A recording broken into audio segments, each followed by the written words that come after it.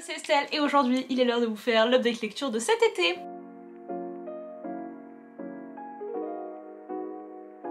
Il y a déjà 2 vidéos qui sont sorties, qui font le bilan de certaines lectures, notamment celles sur les romances. Donc voilà, je vais pas reparler des romances et je vais pas non plus parler des 4 livres que j'ai lus pour le challenge, mais aussi dans le cadre du vlog qui est sorti la semaine dernière. Donc là, nous allons faire le reste. Hashtag la fantasy, les dark romans. Cette update lecture va être un petit peu chaotique les amis, puisque ça va être beaucoup de rentes. Il y a un petit coup de cœur qui se cache là-dedans. On va commencer par une espèce de science-fiction thriller adulte, young adulte, The Darkness Outside Us de Elliot Schrefer. Ce livre, je l'ai lu parce que Roman, Livrer la nuit sur Instagram, l'a lu et l'a adoré il y a quelques mois. J'adore la science-fiction mais j'en lis quasiment pas. Du coup je me suis jetée sur celui-là et je peux vous dire que j'ai pas été déçue parce que c'était vraiment le genre de lecture hyper unique. On suit l'histoire de Ambrose et Kodiak qui sont tous les deux des jeunes adultes et qui sont à bord d'un vaisseau spatial qui erre dans l'espace. Tous les deux ils vont se réveiller chacun d'un côté du vaisseau et il va avoir des petits robots qui leur expliquent ce qui s'est passé, qu'il y a eu un crash, que tout le monde est mort, qu'il ne reste plus que lui et qu'il doit reconstruire le vaisseau afin d'atteindre une certaine planète où notamment la sœur de Ambrose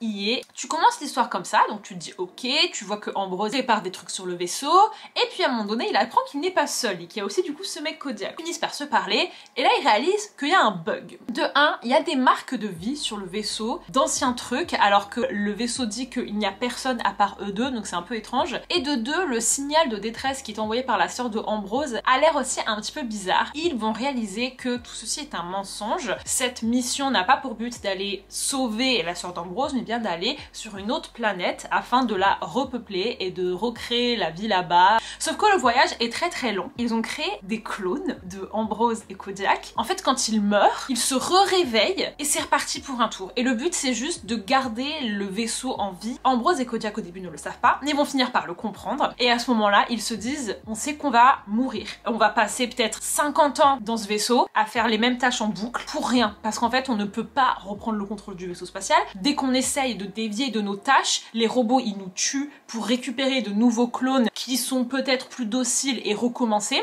Et en gros la question c'est, est-ce que tu préfères mourir sachant que tu vas avoir une vie insupportable et que du coup tu veux pas la vivre? Ça veut dire qu'ils vont réveiller un autre de tes clones, la boucle va se reboucler. Qu'est-ce que tu fais, tu vois? Et au travers de ce livre, tu vas avoir 5, 6, 7, 8 fois, un peu genre comme Un jour sans fin, et c'était très angoissant. Ben tu sais que dans tous les cas, c'est mort. Ils ne vont jamais réussir à dévier de ce truc, ils vont forcément arriver sur la putain de planète. En même temps, tu te dis, ouais mais du coup s'ils font que de se tuer, qu'est-ce qui va se passer? À un moment donné, il y aura plus aucun Ambrose et Kodiak, il y a un nombre limité de clones. Il y a plein de questions hyper intéressantes à se poser par rapport à ce livre. La plume était très très belle, un début de petite romance entre tous les deux, mais c'est vraiment pas le plus important, je trouve. Le plus important c'est vraiment cette question là de se dire, est-ce que je mène à bout cette mission? Est-ce que je ne veux pas m'en souvenir et du coup je laisse la mission à un autre clone? Et en fait le truc c'est que quand le clone se réveille il n'a pas de mémoire en fait. Et bref, moi de toute façon j'adore tout ce qui est ces questions là de clones, d'humanité, de tout ce que tu veux quoi, ça me fascine. Donc si jamais vous aussi c'est un thème qui vous intéresse, je vous le conseille. C'est le genre de truc vous savez, après vous lancez un petit débat à table et c'est rigolo. Changeons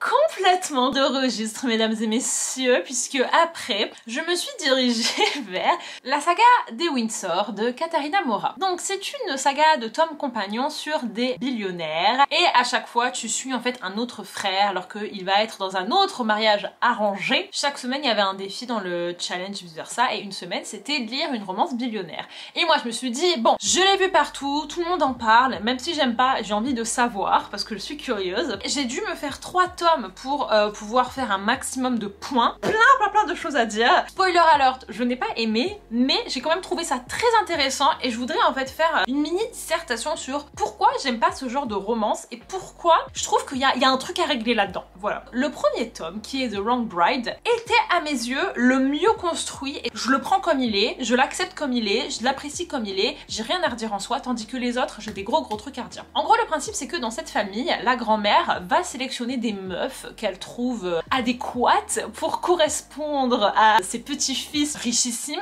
Ils ont des entreprises qui font plein de trucs, enfin je sais pas ce qu'ils font en particulier. Et en fait quand ça tombe sur les meufs, elles ne peuvent pas dire non parce que c'est un honneur et elles doivent vraiment dédier toute leur vie à ce mec. Elles habitent dans une maison de luxe et il y a des tas de règles qui viennent avec ce mariage. Premièrement, tu n'as pas le droit de dormir plus de 3 nuits d'affilée, pas dans le même lit, donc tu n'as pas le droit de prendre de vacances frérot. Deuxièmement, tu n'as pas le droit forcément de coucher avec quelqu'un d'autre. Et troisièmement, tu n'as pas le droit de divorcer divorcé avant 3 ans ou 2 ans. Le but de la grand-mère, c'est que les deux personnes là, ils se donnent au max pour faire fonctionner ce mariage arrangé. De base, je pars avec vachement d'a priori parce que je n'aime pas le mariage arrangé. Je trouve que ça met les gens dans une situation où ils sont un peu forcés de s'apprécier alors qu'ils s'apprécient pas forcément, et tu te retrouves avec des devoirs et des attentes qui ne sont pas en adéquation avec ce que tu ressens pour la personne. Donc je pense que ça n'a pas aidé, parce que pour les gens qui aiment ce trope, cette saga, c'est genre the big deal. Ce qui se passe dans ce premier tome, la bride qui est sélectionnée pour ce mec qui s'appelle Ares, c'est une meuf qui s'appelle Anna, qui est la sœur de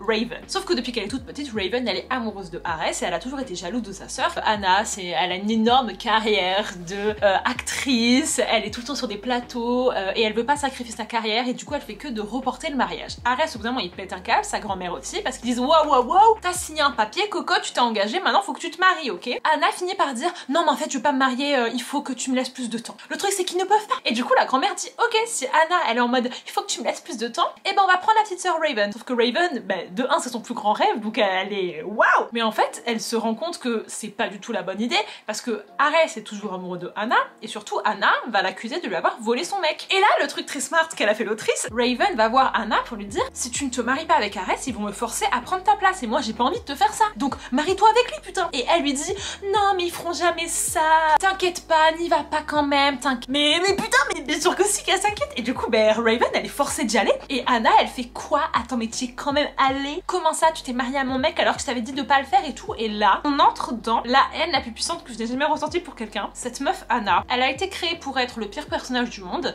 donc forcément tu la détestes. C'était limite trop à certains moments à quel point elle était détestable, mais pour le livre je comprends qu'elle a voulu faire ça, mais vraiment cette meuf n'avait rien pour la rattraper. J'aurais bien aimé qu'il y ait une petite rédemption pour Anna, mais que dalle. La meuf de A à Z elle était détestable. Ses parents tombent aussi sur elle en mode mais Raven, comment t'as pu faire ça à ta sœur? En plus ta sœur elle a une vie difficile alors que Raven elle aussi elle a une vie difficile. Enfin personne n'est gentil avec Raven. La meuf se fait abuser mentalement par ses parents, la grand-mère, sa sœur, et Ares se rajoute à l'équation parce qu'il lui dit écoute moi je veux pas faire du mal à Anna, du coup ok on a noté qu'on était mariés femmes, mais en fait moi je pense toujours à Anna. Donc en fait Raven elle se retrouve à être dans la pire situation parce qu'elle est amoureuse de ce mec, mais ce mec la rejette, mais dans tous les cas ils sont mariés quoi, donc ils ont pas le choix. Cette situation était intéressante, j'ai bien aimé comment le truc était littéralement impossible à gérer quoi, c'était le bordel de A à Z.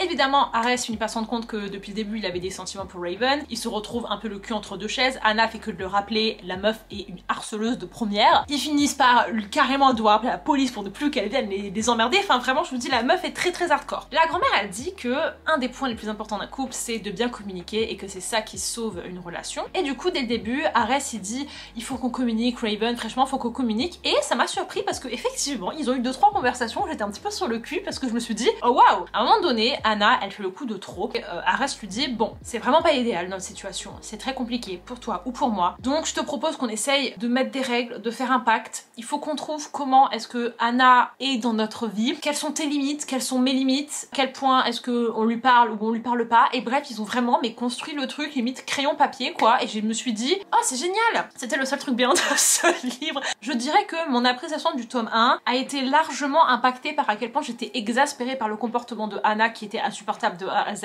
mais au moins ça m'a mis en colère, tu vois, genre j'étais impliquée dans le livre parce que j'étais même là, en y repensant, c'était horrible. Bref. Donc ce tome 1, en soi, comme je vous ai dit, ça va. Le problème, c'est que quand après tu passes dans le tome 2 et le tome 3, là tu tombes dans un autre bail complet. The Temporary Wife. Ensuite, donc le frère de Ares, il s'appelle Lucas sans S. Et la meuf s'appelle Valentina. C'est sa secrétaire, enemies to lovers. Mais, enfin, je vais pas vous faire le résumé de ce livre parce qu'en soi, c'est du mariage arrangé, comme je vous ai dit.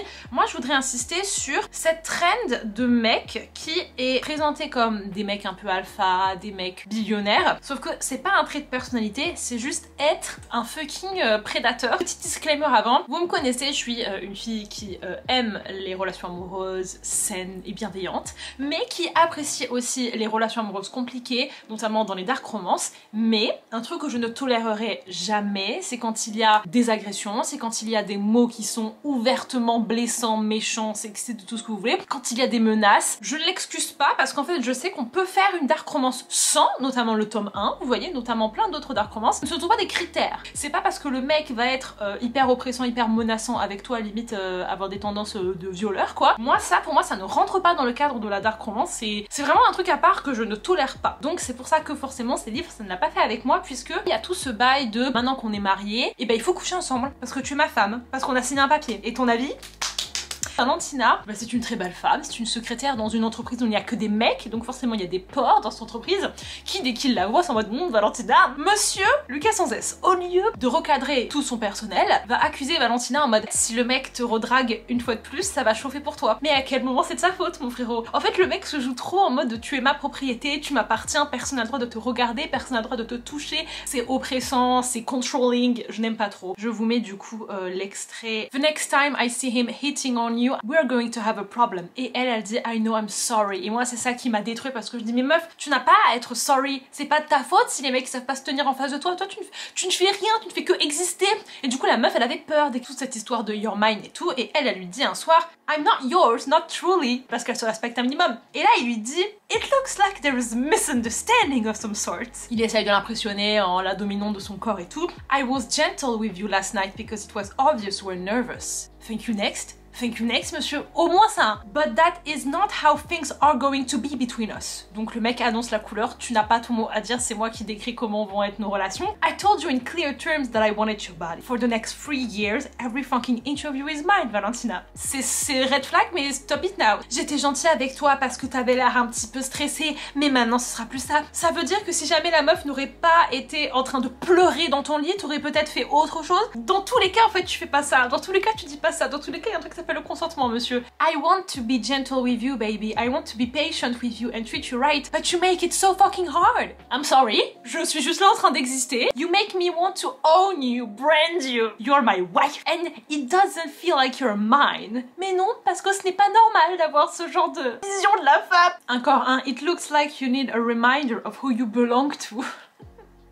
Maybe I've been a bit too kind, a bit too patient, that ends here. Et ça veut dire quoi? Tu vas te transformer en quoi du coup la mec? Genre déjà que t'étais... Et la dernière phrase qui pour moi était le pompon. Your body knows who it belongs to, but your mind needs a reminder. Il y a eu plusieurs fois dans le livre où en gros la meuf est en mode non frérot, je ne veux pas que tu me prennes sur ton bureau alors qu'on est littéralement au milieu d'une conférence. Et lui il est en mode ah ouais? Et là il la touche comme ça et dit pourtant t'es en train de mouiller en fait, donc ton corps me veut. Et il va falloir qu'on vous explique un truc. Le corps a des réactions. Le principal c'est que la meuf te dise non. Si elle te dit non et même si son corps fait des choses, ça n'a aucun impact sur ce qu'elle te dit en fait. Le plus important c'est si elle en a envie ou non. Et parfois tu peux avoir des réactions corporelles qui ne sont pas en accord avec ton cerveau parce que c'est pas pareil, tu vois. Bah en fait pour moi encore une fois it's giving rape en fait. Donc je n'aime pas, je ne veux pas. Voilà, je n'aime pas ça. Tu me dis non mais en fait ton corps me dit oui. Pour moi c'est le truc le plus dangereux en fait qu'on puisse dire à une femme quoi. You haven't let me do much more than kiss you lately.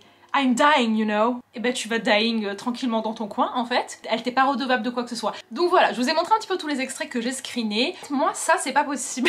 Il y a plein de choses où je suis d'accord. J'ai pas vraiment de règles en fait à vous dire. Je peux pas vous dire s'il dit ça c'est ok, mais s'il dit ça c'est pas ok. Même si là évidemment tout ce qu'il a dit c'est pas ok. Pour moi en fait c'est plus un ressenti global. Et en fait là le ressenti il est juste pas bon quoi. J'aime pas la relation. J'aime pas cette domination qu'il met sur les meufs. J'aime pas en fait ce truc de animal. Your mine, you belong to me. Je peux venir et te prendre quand je veux sans considérer même ce que toi t'as envie de faire. Et de mettre ça sur le dos de c'est des billionnaires. Du coup c'est un peu sexy parce que c'est des mecs qui peuvent acheter tout ce qu'ils veulent et on leur a jamais dit non de leur vie.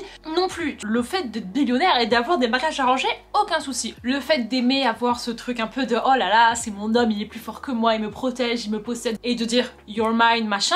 Ok aussi, je peux l'aimer dans plein de circonstances différentes, quand c'est un peu playful, quand c'est vraiment un truc d'amour, de passion.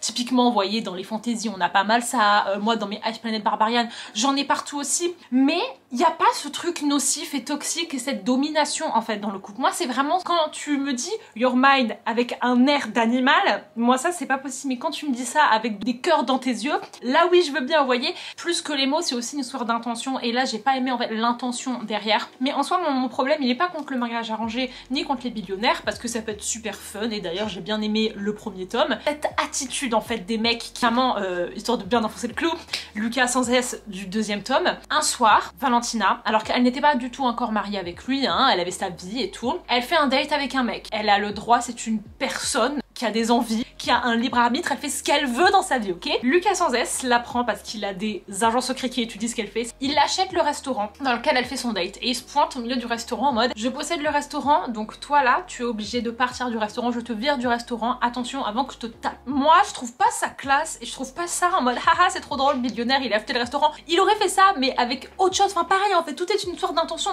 Il aurait acheté le restaurant parce que c'est son restaurant préféré et comme ça ils peuvent y aller tout le temps et oh c'est trop bien, let's go. Mais là il a acheté le restaurant histoire de dire à son date tu te barres du restaurant et pareil, l'intention pour moi n'est pas la bonne, c'est pas le geste en soi, c'est plus l'intention, même si le geste est un peu grotesque, mais c'est des millionnaires, tu vois. Ok, on s'amuse avec ce contexte-là. Sûr que c'est très bien, ça peut être super cool, hein, mais ce tome 2 là, franchement, je trouve qu'il ne met pas du tout une belle image de la saga et qu'il met pas du tout en valeur ce trope. Maintenant que j'ai bien fait mon rent, on va parler d'un petit coup de cœur, Defy the Night de Bridget Cameron.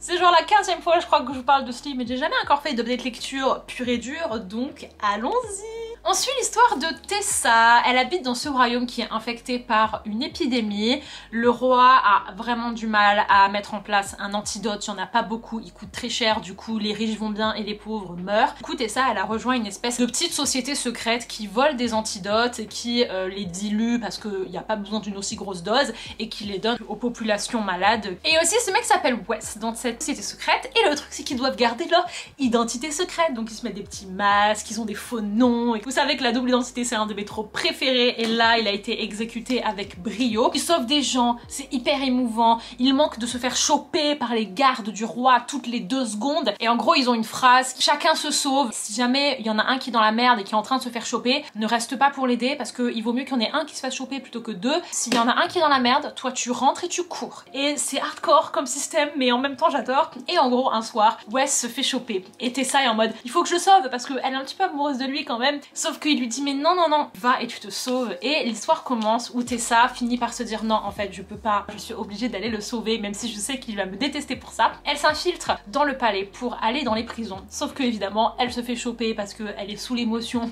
elle est triste, elle est révoltée donc elle fait des erreurs et là elle se retrouve amenée face au roi pour se faire juger. And guess who the king is? C'est génial, le roi c'est lui.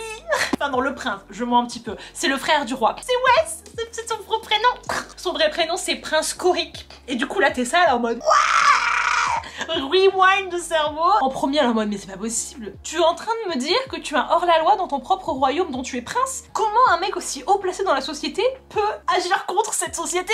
Mais en même temps évidemment que oui, parce que c'est celui qui a accès aux choses. Et là s'ensuit mais un enchaînement de scènes, le meilleur truc que j'ai lu de l'année. En gros bah Tessa elle est en colère parce qu'elle est en mode mais de 1 tu m'as fait croire que t'étais mort et en fait il a orchestré sa propre mort en tant que Wes parce qu'il y avait une personne qui l'avait démasqué, du coup il voulait un petit peu apaiser les tensions quoi. Et de 2, t'es le prince, tu m'as menti depuis tout ce temps. Et en gros elle est là genre elle le tape et tout, elle est en mode mais laisse-moi partir. Trop bien parce que du coup il est obligé de la cacher dans sa chambre. Il a peur qu'elle balance à tout le monde que c'est lui qui vole les potions. Il veut en fait travailler avec elle pour tenter de mettre en place un nouveau système de potions. Parce que Tessa en fait son but depuis le début c'est quoi? C'est de montrer au palais qu'on n'a pas besoin d'un truc autant concentré. Si on le dilue par 3 ça marche tout aussi bien. Et il l'amène faire sa proposition au roi et le roi il est en mode mais c'est chelou votre histoire. De 1 d'où sort cette meuf? De 2 pourquoi est-ce qu'elle est pas en prison alors qu'elle s'est infiltrée dans notre château la nuit? De 3 Coric, je crois que tu es amoureux d'elle donc tu vas m'expliquer d'où tu la connais. Et à partir de là et ben forcément elle finit par travailler avec eux. Le truc que j'ai adoré c'est cette relation Coric Tessa qui a évolué de manière si réaliste et surtout le timing était très bon parce que au début ils sont vraiment comme les 2 doigts de la main, très potes dans cette société secrète. Ils se perdent et Tessa a le cœur brisé. Elle le retrouve et elle se rend compte que il l'a trahi donc elle le déteste. Elle passe vraiment mais une bonne partie du livre à être en colère contre lui et ça j'ai beaucoup apprécié. Mais derrière cette colère il y a aussi des émotions et du coup à des moments où il va se retrouver un petit peu dans la merde elle va le soutenir et elle va jouer le jeu. Donc le frère, le roi qui s'appelle Harrington, un truc comme ça je crois. Et au lieu de foutre tout le monde en prison et de tuer tout le monde et être en mode mais vous avez pas respecté les ordres du roi, il va être tellement intelligent et il va dire ok Coric, t'as fait ça, je comprends pourquoi. Maintenant comment est-ce qu'on peut travailler ensemble pour justement sauver la population? Et j'ai jamais vu un roi aussi intelligent, genre intelligence émotionnelle quoi. Ils s'aiment tellement les deux là, Coric et Harrington, ils se soutiennent l'un l'autre, ils se pardonnent l'un l'autre et tu te rends compte aussi qu'il y a des enjeux géopolitiques beaucoup plus gros parce qu'il y a un pays en fait qui crée les antidotes qui du coup se fait un max de fric. C'est compliqué parce que eux ils veulent un petit peu toujours faire hausser les prix tandis que Harrington et Coric sont en mode mais non mais vous comprenez pas que c'est pas humain de faire ça. Et ça elle savait pas en fait qu'ils faisaient face à autant de pression de l'international. Enfin le world building est très intéressant franchement. tout en étant pas compliqué. Et je dirais que la force de ce livre et la force de Brigitte de manière générale, elle arrive à te plonger dans un univers, dans une histoire, avec des personnages très détaillés, très bien pensés, intelligents, sans que ce soit lourd à lire et sans que ce soit compliqué, parfaitement adapté à moi. Donc ouais, point bonus pour personnage intelligent, c'est une trilogie, c'est young adulte, donc il n'y a pas de smut ni rien, il y a une petite scène de bisous, mais voilà. Très agréable à lire, très fast pace, très rythmé, beaucoup de suspense, c'est juste de la double identité quoi. Je ne peux que vous le conseiller. Alors là les amis, on va passer du coup à une romantaisie, A Dawn of Onyx, de Kate Colden. Il a été traduit récemment, donc on l'a vu un petit peu de partout, et moi je suis toujours très curieuse de voir en romantaisie ce qu'on propose, parce que je vous avoue que j'étais pas mal déçue ces dernières années. Je trouve que c'est très redondant, je trouve qu'on a toujours les mêmes types de personnages masculins. Il y a rien en fait qui me marque quoi, et qui sort du lot, et celui-là est resté dans le même délire quoi. On est dans un monde qui est régi par des pierres précieuses, donc il y a plusieurs royaumes qui sont genre Opale, Onyx. C'est l'histoire de Arwen, qui est donc cette petite meuf qui a un pouvoir de guérison, sauf qu'elle le dit à personne. Son frère est dans l'armée et il se bat contre l'armée du pays de Onyx, qui est menée par ce grand roi maléfique. Il finit par fuir, je crois, l'armée, enfin un truc comme ça, bref, il y a un problème avec son frère, et du coup Arwen, elle part en quête de le sauver, sauf que malencontreusement, elle se fait choper par l'armée de l'Onyx, et elle est mise en prison, et ils savent pas trop quoi faire d'elle. Et ils vont finir par capter que c'est une healer, et une healer un petit peu magique, et ils vont l'exploiter pour ses pouvoirs, et elle va se retrouver à devoir soigner des hommes de l'armée Onyx, donc l'armée contre en fait son peuple, son pays, sa femme. Donc ça c'est le pitch. Maintenant on va parler en détail de la scène d'ouverture de ce livre, qui pour moi un seul but, le kiff de l'autrice, mais la cohérence est de zéro. En gros quand elle tombe dans les prisons, il y a un autre gars dans la prison à côté d'elle, et c'est tellement gros comme une maison qu'en fait ce mec c'est le roi de l'Onyx qui, on ne sait pas pourquoi, veut discuter avec elle, donc il se met dans la prison d'à côté, il se fait passer par un mec qui est en prison, et notre Arwen lui balance toute sa life. Non mais moi tu comprends, j'ai une vie difficile, j'étais pauvre, mon père il me battait, là je voulais juste aller chercher mon frère, en plus je peux soigner des gens, et lui il est en mode ouais moi je suis dans cette cage et tout, mais genre il se la joue de ouf, et en même temps c'est trop bizarre parce qu'il explique pas vraiment qu'est-ce qu'il fout là, et moi je me suis dit putain mais si jamais c'est le roi Onyx qui se fait passer pour un prisonnier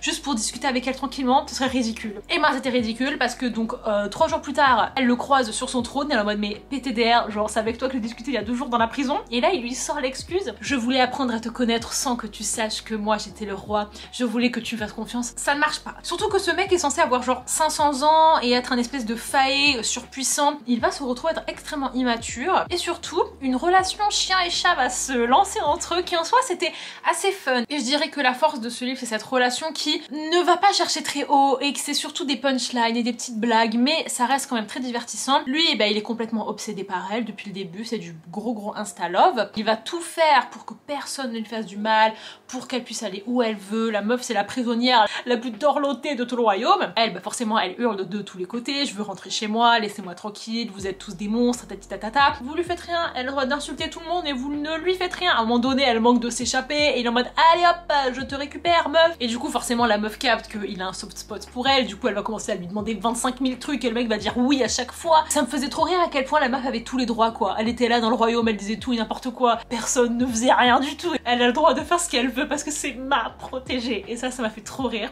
Et il y a une scène super drôle, ils sont en petit date dans la forêt, je sais pas trop ce qu'ils foutent dans la forêt, je me rappelle plus pour être honnête, et à un moment donné il faut qu'ils courent, et elle est en mode attends, elle enlève sa robe, donc elle se retrouve je sais pas dans leurs vieux sous-vêtements, là je serais plus à l'aise pour courir, et lui il est en mode l'autrice se fait un kiff de A à Z, et j'apprécie ça, je peux reconnaître que ça fait plaisir de sentir que l'autrice s'est fait plaisir, le kiff en fait s'est transféré à moi. Après en termes de cohérence, de world building, de personnages bien travaillés, bof, mais ça restait quand même très divertissant. Le mec pouvait se transformer en dragon aussi, pourquoi pas. C'est la meuf qui fait le premier pas sur le mec, et ça j'aime bien, un microtrope préféré de moi. Quand la meuf pose ses couilles sur la table et qu'elle embrasse le mec en premier. You go girl, you go. Que les meufs sont en mode allez, je veux ça, je vais chercher ça. En fait elle a eu plusieurs petites attentions envers lui, et moi ça je suis désolée mais je suis trop faible, genre commence à lui caresser le dos et tout, et je sais pas pourquoi je suis autant attendrie par ces petits gestes là de la fille envers lui, mais j'ai l'impression qu'en fantasy c'est souvent le mec qui est en mode oh je t'aime et tout, et la meuf elle est juste en mode ok je comprends pas trop, et là que ce soit elle qui soit là, lui faire des petites caresses dans les cheveux et tout, j'ai trouvé ça hyper attendrissant, voilà j'ai beaucoup aimé.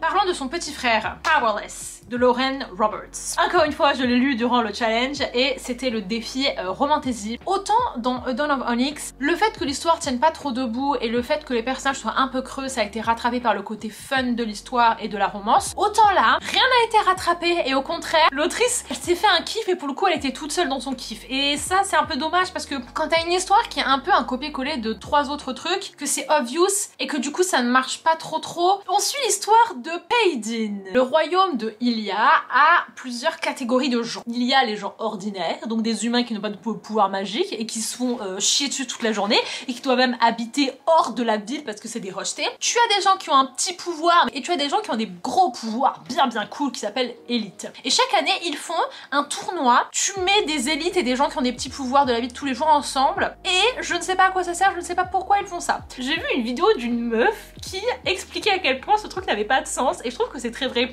On n'aime pas les humains, du coup on les rejette et on les fout en dehors de la ville, mais tu vas faire un tournoi à mort entre les gens qui ont des pouvoirs. Genre ce serait pas beaucoup plus intelligent, selon la théorie qu'on n'aime pas les humains, que le tournoi soit entre humains et que du coup les gens qui ont des pouvoirs les regardent en rigolant parce que c'est ridicule, parce qu'ils sont défoncés. Ça tu vois, ce serait beaucoup plus logique, mais non, le tournoi est entre gens qui ont des pouvoirs histoire de encore plus tuer cette population et pourtant est qualifiée de si noble. Donc c'est l'histoire de Paydin qui vit dans la ville alors que c'est une ordinaire, hein, et elle mytho qu'elle a un pouvoir, et attention, le pouvoir qu'elle mytho, c'est qu'elle peut être une espèce de voyante et voir l'avenir, etc. et lire dans tes pensées. Elle base tout ça sur « j'arrive bien à lire les gens ». Alors, quand elle fait des petites démonstrations, elle est en mode « le mec a des chaussures avec de la boue, le mec il a une cicatrice sur la main, oh, est-ce que tu ne travaillerais pas dans une étable et c'est compliqué, la vie est dure, tu as perdu ta mère et ta fille te parle plus ». Et en fait, la meuf, elle raconte toujours des trucs un peu tirés par les cheveux et à chaque fois c'est « ah oui mais c'est exactement ça ». Je n'arrive pas trop à croire à ça et surtout que elle finit par se retrouver à sauver d'une baston de rue le prince de Ilia qui s'appelle Kai. Tout le monde est en mode waouh, bravo Paydin, elle a sauvé le prince et tout. Et elle en fait elle ne sait pas que c'est le prince. Et le prince lui, son pouvoir c'est qu'il peut sentir l'énergie des autres, donc le pouvoir des autres. Il sent qu'elle n'a pas de pouvoir. Il est en mode mais MDR t'as pas de pouvoir, elle lui dit mais si, mais moi je suis une médium et tout. Et le mec ne remet jamais en doute. Du moins il le remet en doute mais ça le choque pas plus que ça tu vois. Et surtout que Kai c'est l'assassin du roi, c'est le mec qui doit torturer tout le monde là pour tuer les humains et tout. Donc le mec est habitué, tu vois, et là non. Et Paydin, grâce à cette altercation dans la rue, attire l'attention et se retrouve à être dans le putain de Hunger Games du coup pour les gens qui ont des pouvoirs. Déjà que cette base en fait d'histoire, moi ça ne m'a pas trop convaincue. En fait les jeux là, il y avait trop de trucs qui n'ont pas de sens. De 1, ça se veut trop être un Hunger Games. Ils sont en mode ouais, il faut des sponsors, patati patati. Donc elle est en mode oh mais qu'est-ce que je peux dire pour que les gens ils m'aiment bien, et du coup elle dit moi je suis une fille du peuple et tout. Enfin c'est exactement comme dans Hunger Games. Kai est dans le jeu, le prince. Mais qu'est-ce qu'il fout dans le jeu, genre le mec a des duties, le mec a un métier, le mec doit torturer des gens pour comprendre où est-ce que les humains se cachent dans la ville parce qu'il y a une résistance en fait d'humains qui en ont marre d'être traités comme de la merde, ce que je comprends totalement. Il a rien à foutre dans un tournoi de mise à mort, le mec c'est le prince, et le pire c'est que les épreuves ne se passent pas le même jour. Donc entre temps il y a des petites pauses où les gens ils font leur vie et après ils reviennent dans le truc. Ça m'a perturbé. Et à un moment donné, entre deux preuves, Kai dit ouais du coup j'ai dû rattraper pas mal de tortures, j'ai passé la journée dans les prisons parce que j'avais pas eu le temps. Et en fait ça m'a trop fait rire parce que j'ai ressenti l'autrice qui est en mode là c'est vrai qu'il a pas pu faire son métier pendant quelques jours, du coup faut que je précise ouais j'ai du retard à rattraper, enfin ça m'a fait trop rire. Il y avait pas en fait de cohésion. Une fois il y a un truc où ils sont dans une forêt et ils doivent survivre dans la forêt et ils ont des visions.